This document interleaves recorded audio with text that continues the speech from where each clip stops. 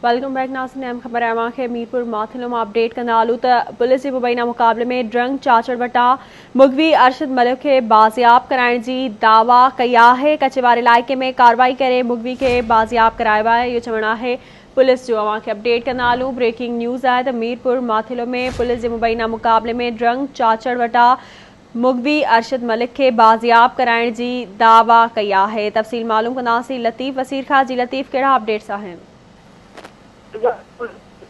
थाने की हद है जिते ड्रिंक चाचड़ वटा नौजवान अरशद मलिक मुबैना तो अगवा थे उनके मीरपुर माथेलो मीरपुर पुलिस पारां नौजवान के ड्रिंक दमदमे वटा उनके बाजियाब कराइण जी दावा है।